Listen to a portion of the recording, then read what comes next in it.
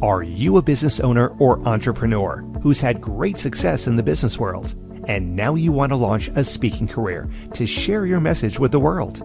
If that's you, then listen up. 25-year speaking industry veteran Brett Ridgway has released his latest special report, 3 key things entrepreneurs must master to build a profitable speaking business.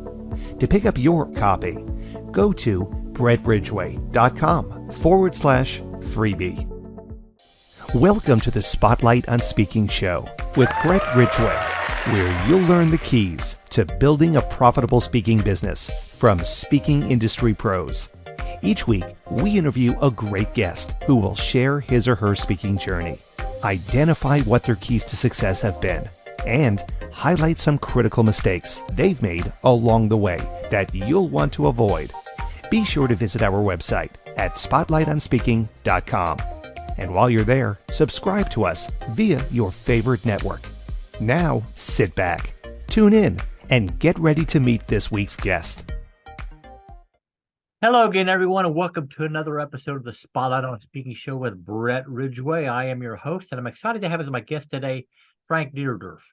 Now, Frank's a longtime friend, but here's the official bio. So, an early love for graphics brought Frank online 25 plus years ago, which led him to consume a vast knowledge in marketing, conversion, design, and various types of web technologies.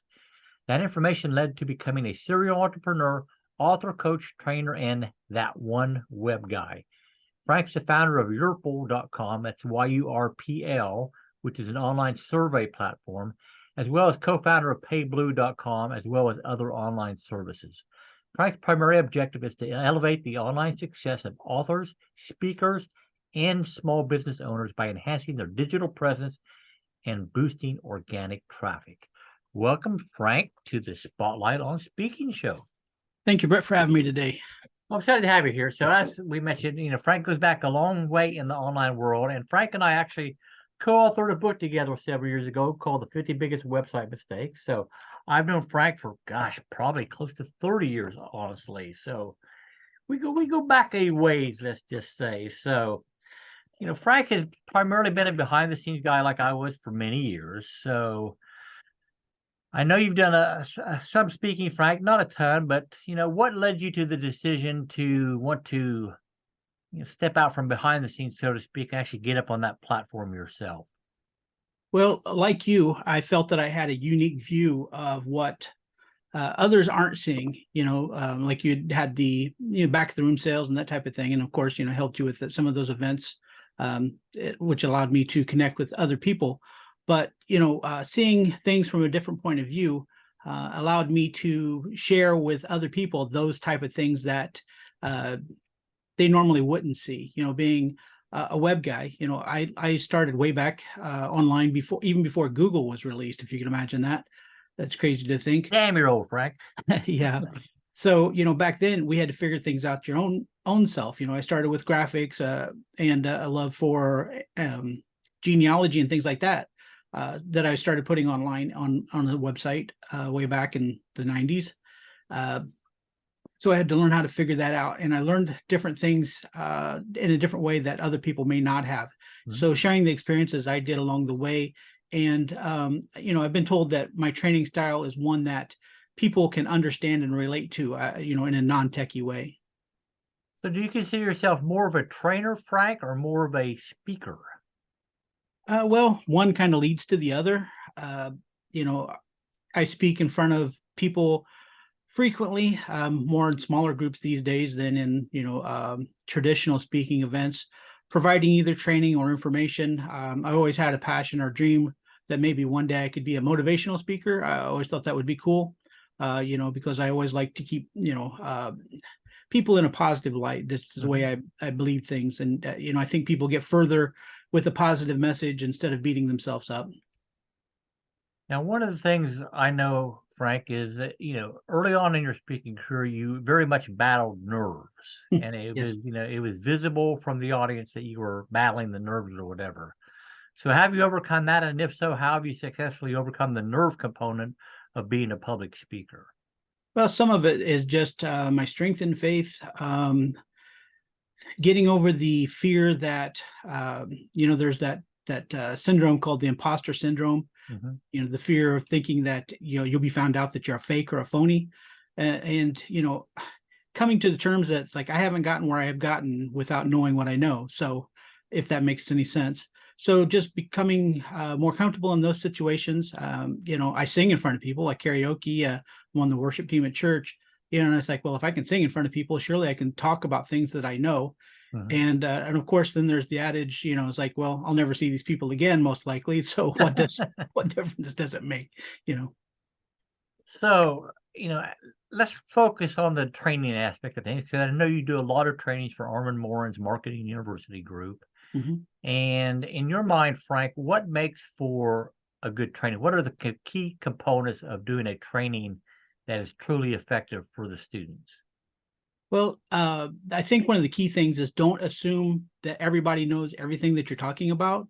You start at a point where, like if you're doing a specific training, you start as if anybody in the room doesn't know anything about what you're doing, but do it without a way of demeaning them, if that makes sense. Mm-hmm. You know, saying, well, we're going to start with square one so that everybody can catch up, you know, because I don't know what level or where anybody is, either in their business or whether it be, you know, creating a website or in their, you know, I just had a meeting earlier where I was helping somebody get online, you know, and, you know, you don't assume that they know what a domain name is, or you don't assume that they know what hosting is, or you even, you know, payment processing and things like that, you know, some of the different things. Of course, I talk on many topics, but you just don't think about, you know, don't assume anything, but you don't overcomplicate it. You know, you try to be clear, concise, but yet don't use terms that might confuse them if you do explain what that term is.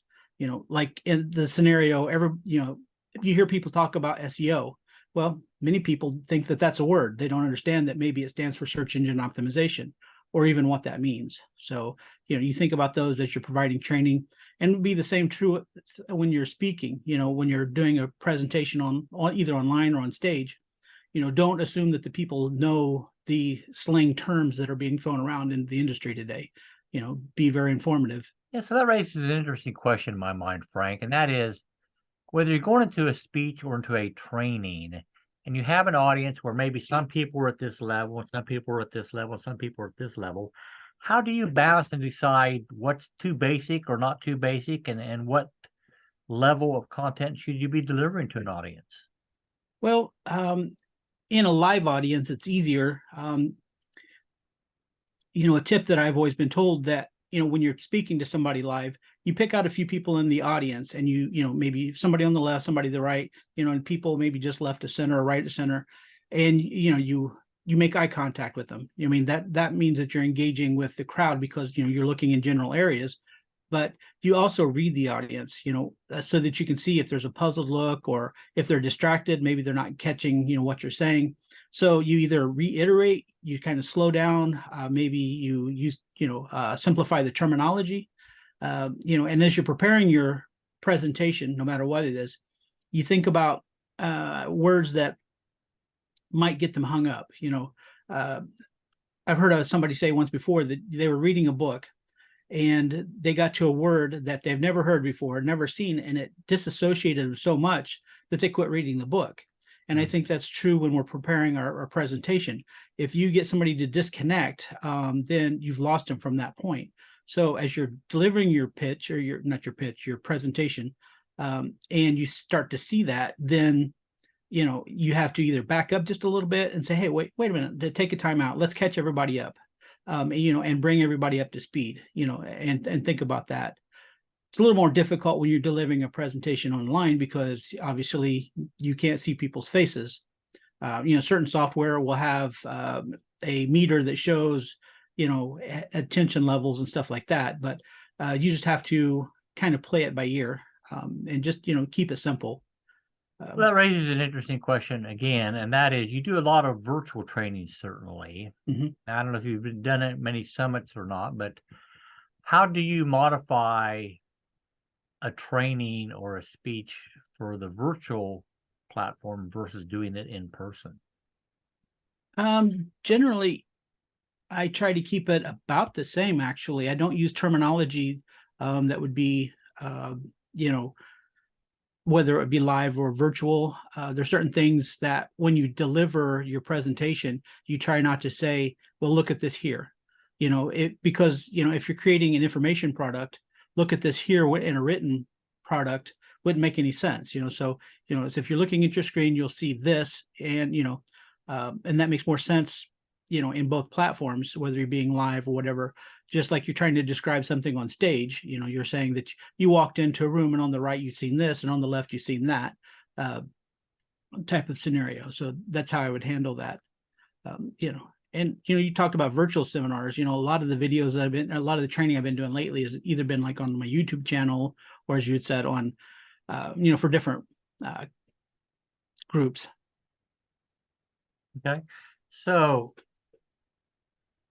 how many years do we have to go back to that first, let's say, official speaking engagement? Are we going 10 years ago, 20 years ago? How far are we going back?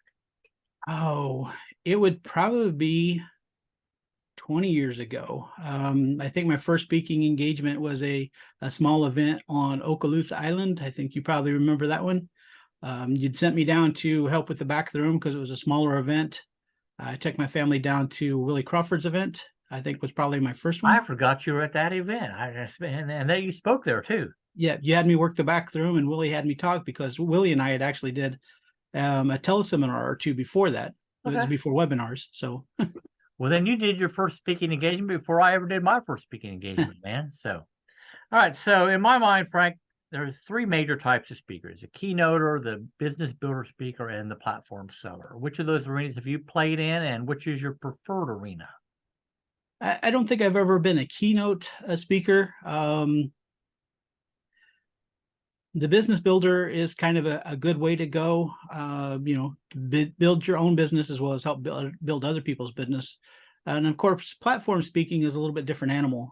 It's kind of like doing a webinar as well, but platform speaking has an interest. You obviously make more profit that way. Provided that you deliver well. Right. I would say the latter two, more likely. Okay. So I have a couple other questions I want to ask you, Frank. I'm going to dive a bit more deeply into your technical expertise because that's your sweet spot, certainly. But before we get into those areas, let's take a quick break for a word from our sponsor. Are you a business owner or entrepreneur who's had great success in the business world, and now you want to launch a speaking career to share your message with the world? If that's you, then listen up. 25-year speaking industry veteran Brett Ridgway has released his latest special report, 3 Key Things Entrepreneurs Must Master to Build a Profitable Speaking Business. To pick up your copy, go to brettridgway.com/freebie. And we are back with the Spotlight on a Speaking Show. My guest this episode is my good friend Frank Deardurff. So, Frank, you're a technical guru. I'm going to just call it as it is because Frank has helped me with so many things. And so, as a speaker, there are a lot of tools that one needs to use to have a proper online presence. So, let's talk about the whole online arena a little bit. And what are some of the tools that you might recommend that speakers check out for being more effective in developing their online presence? And also, what are some of the mistakes maybe that you see speakers make with their online presence? Well, some of the things that they should be doing is obviously focusing more on search engine optimization, depending on what type of websites they have, making sure that they're using keywords that are, in their industry. I see so many people think about, well, they look at it from that they are their own customer, which necessarily they're not, as you well know. If you're trying to deliver to speakers or other people, you want to make sure that you're using keywords, or I use the term sometimes buzzwords, because not everybody, has the concept of keywords.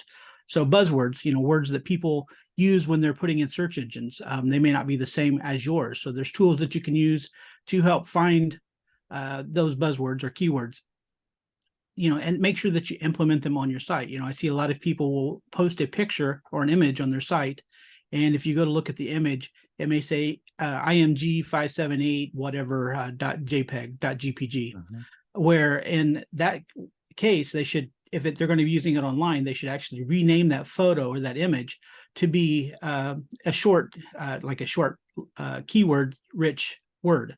May have like 3 or 4 words with dashes in between as the file name, because Google and the other search engines will actually pick that up, and that'll give you a leg up on your competitors because many of them don't do that.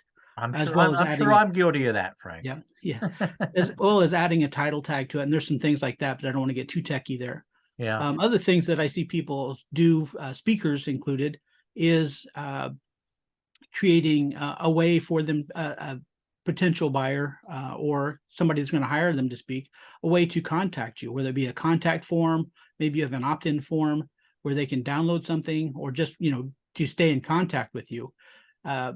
Like with an author, I might recommend that they put like a chapter of their free, of their book or whatever online, so people could get a chapter to find out more about it. But you don't stop there. You have a follow-up series, which, is just a series of emails that you have automatically delivered over a period of, maybe a week, 10 days, or even, 3 weeks, depending, that describes about what they just downloaded. Are they checking up on it? Did you have questions? Giving them the opportunity to follow up with you. All right. So certainly there are some other mistakes that people make online that you've noticed. And, I'm going to ask you to pull one or two things from our book that are still relevant today. Yeah. For people who are doing websites. Well, of course, we see many things where, processing through my head, just a little pause there. I think we actually have 52. We give them 2 bonus tips in that book, if I remember correctly. I think you're right. Yep. So, one of the things that we've talked about is information above the fold, which is in a newspaper. It was like when the newspaper was folded over, people would look at that front page, and, sometimes they'd even look at that before they bought it. They would look at that front page and it's like, well, is there any headlines that really grab my attention? And then they would pick up the newspaper and buy it. Same is true with your website. It's said that, on your website, you have 2 to 3 seconds to grab somebody's attention. So you think about what's on that first screen when they come up, everything above the bottom edge of your monitor or display, it could be phone or tablet or whatever. What information are they seeing? With a mobile display, you have a lot less real estate to catch them, but too many people have, about them when they come to that first website, hey, my name's John Smith and I sell books. That means nothing to them. What is the thing that they're going to get from you from buying that book or hiring you to speak, or or using your service? You have to have a headline, subheadline, what remedy are you going to give them right off the bat would be the first thing that I could think of. All right, so we're talking about some of the mistakes that speakers commonly make on their websites. Let's roll back into your personal speaking journey, Frank, and maybe share, again, this is my favorite question, but, share something that you did along the way in your speaking career that was embarrassing at the time, but a valuable lesson was learned and something you would advise aspiring speakers not to do. Well, it's something that comes up. I laugh about it now, and I laughed about it then, not so much as it was happening, but you always hear the story where the speaker goes overtime. Of course, a friend of ours, did it like about 30 minutes over, and they get, which is a big no-no, because you're stealing from the other speakers after you. In my case, I did the complete opposite. I did my whole 90-minute presentation in about 30 minutes, and the situation was, I'd got myself psyched up. I was actually the first speaker for the day. And I thought in my mind that, knowing the event and things like that, that the person presenting the event probably wouldn't be on stage. I mean, he may have welcomed people, but I wasn't expecting him to introduce me, as he had a MC for the event. So I figured the MC was going to come in. I just assumed the MC was going to come in and introduce me. And, he and I had gone back even further than the speaker or the person hosting the event. So I was going to start off my presentation with how I met the MC person, and how we got connected, and why I was here at the event. One thing led to another, and when it didn't happen that way, I had this conceived notion of how it was going to go. When the host actually came out and interviewed me, or introduced me, totally threw me off. Totally, I wasn't planned or prepared for that. So I had to jump pretty much right into my presentation, and with the nerves and everything that got the best of me, I just went way faster than I anticipated. Being nervous, I talked too fast. I was waiting for the clock at the back of the room to say, you just have 30 minutes left. Of course, in my mind, I felt like I was taking forever. and those numbers never come up. And I was like, am I doing something wrong, or is the clock not working or whatever? And, they're scrambling, trying to get the next speaker ready because they could tell I was wrapping up way before. And it was a whole different funny scenario that I hope nobody else has to face. Well, I have dealt with that kind of situation myself, Frank. So I appreciate where you're coming from. So what I'd like to do now is take a couple minutes, if you would, Frank, to tell a little bit more people about what it is that you do specifically, how you might be able to help people, and how they can get involved in your world if they would like to. That's something, even those that know me close don't know what I do, just because I do so many things online. What I do for others mostly is, as Brett knows, my passion is graphics. That's what actually got me started online. I do a lot of graphics for people, whether it be book covers. I've done created some book covers for Brett as well as other authors. I do websites for people, whether it be event websites or personal websites. I do a lot of coaching to help people, the small businesses, use better resources online or get found online better. Of course, I'm a serial entrepreneur, so I have a lot of endeavors that way. I do a lot of training on techniques and ideas and things like that, where the people are trying to make a little extra income on side. I do some things like, how to make coloring books or how to write a book, or there's a topic called low content publishing. I do training on those type of things, just a wide range of things, just because, my kids are moved out, and I chase my grandkids when I get to, but I don't sit still very often. So there's just a lot of things I like to dabble in as well. So where should people go to get more information, Frank? The easiest is thatonewebguy.com, THATONEWEBGUY.com, or by my name, of course, frankdeardurff.com. Both go to the same place. All right, Frank, do you have a freebie or anything that we need to point people to at all online? Not at this time. I planned on it, but okay, I'm going to edit this particular section out then. So okay. All right. Well, any final words of wisdom, Frank, for our listeners today before we wrap this episode up? One of the things I like to tell people is don't let technology get in the way of your success. It's best to get something going and modify from there. You can always improve on it. Just get something going. The biggest thing you can do is procrastinate and not get anywhere. All right. Well, I want to thank Frank so much for joining me today. I was excited to finally have you as my guest on the show. And as always, everybody out there listening, I thank you for joining us today. Go on over to spotlightonspeaking.com, register with your favorite service to be notified of upcoming episodes. And as always, I wish you the greatest of success in all that you do. And may this year be your greatest year yet. Take care, everybody. Bye-bye. This has been the Spotlight on Speaking show with Brett Ridgway. Be sure to join us every week as we interview speaking industry pros and have them share their best tips for building a profitable speaking business. Until next week, thank you for tuning in, and remember to visit our website at spotlightonspeaking.com so you can enjoy even more great episodes like this one. While you're here, be sure to subscribe via your favorite network. We look forward to seeing you next time on the Spotlight on Speaking show. Until then, our sincere best wishes to you for the greatest of success as you work to build your own profitable speaking business.